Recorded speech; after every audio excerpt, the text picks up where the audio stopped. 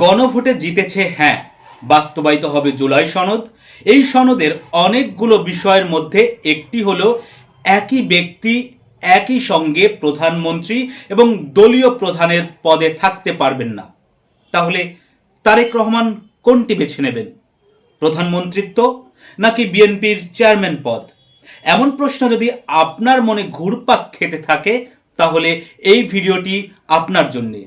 ভিডিওটি শেষ পর্যন্ত দেখুন আর আমাদের অকবিদ চ্যানেলটি সাবস্ক্রাইব করবেন প্লিজ। দর্শক, আপনারা নিশ্চয়ই জানেন গত 12ই ফেব্রুয়ারি অনুষ্ঠিত হয়েছে ত্রয়োদশ জাতীয় সংসদ নির্বাচন। এই নির্বাচনে বিপুল সংখ্যাগরিষ্ঠতা অর্জন করে 20 বছর পর সরকার গঠন করতে যাচ্ছে বাংলাদেশ জাতীয়তাবাদী দল বিএনপি। ওই একই দিনে অনুষ্ঠিত হয়েছে জুলাই সনদের ওপর গণভোট। গণভোটে 60%-এরও বেশি ভোট পেয়ে জয়ী হয়েছে হ্যাঁ। ফলে জুলাই সনদ বাস্তবায়নের বাধ্যবাধকতা সৃষ্টি হয়েছে। গণভোটে হ্যাঁ জয়ী হওয়ার পর সবচেয়ে বেশি আলোচনা হচ্ছে উচ্চকক্ষ নিয়ে। সংসদের উচ্চকক্ষ নিয়ে আমরা পরে আরেকটি ভিডিও বানাবো। এই ভিডিওতে আমরা শুধুমাত্র কথা বলবো প্রধানমন্ত্রী এবং দলীয় প্রধানের পদ সংশ্লিষ্ট বিষয় নিয়ে। দর্শক, গণভোটে হ্যাঁ জয়ী হবার ফলে যে সমস্ত ক্ষেত্রে সংস্কার আনা হবে তার মধ্যে অন্যতম একটি হলো প্রধানমন্ত্রীর ক্ষমতা বর্তমানে যা আছে তার চেয়ে কিছুটা কমবে এবং রাষ্ট্রপতির ক্ষমতা কিছুটা বাড়বে। দর্শক, বর্তমানে বিদ্যমান সংবিধান অনুযায়ী দেশের সমস্ত নির্বাহী ক্ষমতা থাকে প্রধানমন্ত্রীর হাতে। প্রধানমন্ত্রী এবং প্রধান বিচারপতির নিয়োগ ছাড়া বেশিরভাগ সিদ্ধান্তই রাষ্ট্রপতিকে নিতে হয় প্রধানমন্ত্রীর সঙ্গে পরামর্শ করে। তবে জুলাই সনদ বাস্তবায়িত হলে দেশের বিভিন্ন সংস্থা এবং প্রতিষ্ঠানে রাষ্ট্রপতি নিজের ক্ষমতা বলে নিজের পছন্দ অনুযায়ী নিয়োগ দিতে পারবেন। এক্ষেত্রে প্রধানমন্ত্রীর কোনো পরামর্শ তাকে নিতে হবে না। এছাড়া সাংবিধানিক বিভিন্ন পদে নিয়োগ হবে সরকারি দল, বিরোধী দল এবং কিছু কিছু ক্ষেত্রে বিচার বিভাগীয় প্রতিনিধিদের সমন্বয়ে গঠিত কমিটির মাধ্যমে। দর্শক, এবার আসি আমাদের আজকের আলোচনার মূল বিষয়ে। জুলাই সনদের প্রস্তাবনায় বলা হয়েছে একই ব্যক্তি তার জীবনে 10 বছরের বেশি প্রধানমন্ত্রী হতে পারবেন না এবং একই ব্যক্তি একসঙ্গে প্রধানমন্ত্রী এবং দলীয় প্রধানের পদে থাকতে পারবেন না। এদিকে 17ই ফেব্রুয়ারি প্রধানমন্ত্রী হিসেবে শপথ নিতে যাচ্ছেন বিএনপি চেয়ারম্যান তারেক রহমান। তাহলে কি তিনি বিএনপির চেয়ারম্যান পদ ছেড়ে দিবেন? এই প্রশ্নের উত্তর হলো না।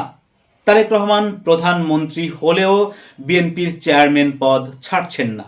তিনি একই সঙ্গে প্রধানমন্ত্রী এবং বিএনপির দলীয় প্রধান পদে থাকছেন। এবার নিশ্চয়ই ভাবছেন জুলাই সনদ বাস্তবায়িত হলে এটি কিভাবে সম্ভব। সম্ভব এই কারণে যে বিএনপি আগেই জুলাই সনদের এই প্রস্তাবনাটিতে নোট অফ ডিসেন্ট দিয়েছিল। নোট অফ ডিসেন্ট মানে হলো আপত্তি, অর্থাৎ একই ব্যক্তি প্রধানমন্ত্রী এবং একই সঙ্গে দলীয় প্রধানের পদে থাকতে পারবেন না। জুলাই সনদের এই যে প্রস্তাবনাটি রয়েছে এই প্রস্তাবনাটিতে বিএনপি আগেই তাদের আপত্তির কথা জানিয়েছিল।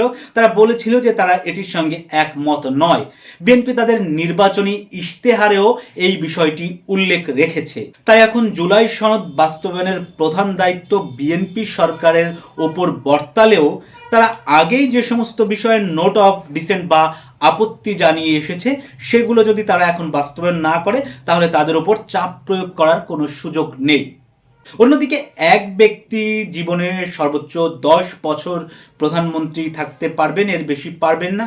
এই বিষয়টিতে প্রথমে আপত্তি করলেও পরে সম্মতি জানিয়েছিল বিএনপি। অর্থাৎ তারা মেনে নিয়েছে যে এক ব্যক্তি তার জীবনে যদি টানা 5 বছর করে 2 মেয়াদ হয় অথবা ধাপে ধাপে 2 মেয়াদে 5-5 10 বছর হয় অথবা এক মেয়াদে 5 বছর, এক মেয়াদে 4 বছর, এক মেয়াদে 1 বছর, এরকম হয়। যেভাবেই হোক এক ব্যক্তি তার জীবনে 10 বছরের বেশি প্রধানমন্ত্রী থাকতে পারবেন না, এটি তারা মেনে নিয়েছে।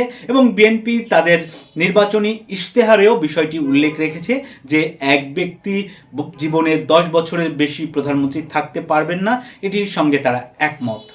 দর্শক, আশা করি আপনারা আপনাদের প্রশ্নের উত্তর পেয়ে গেছেন।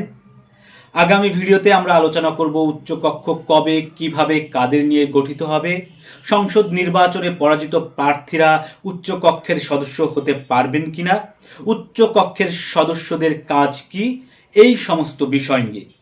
সেই ভিডিওটি দেখার অগ্রিম আমন্ত্রণ রইল, সেই সঙ্গে অনুরোধ রইল আমাদের অকবিদ চ্যানেলটি সাবস্ক্রাইব করে পাশে থাকবেন।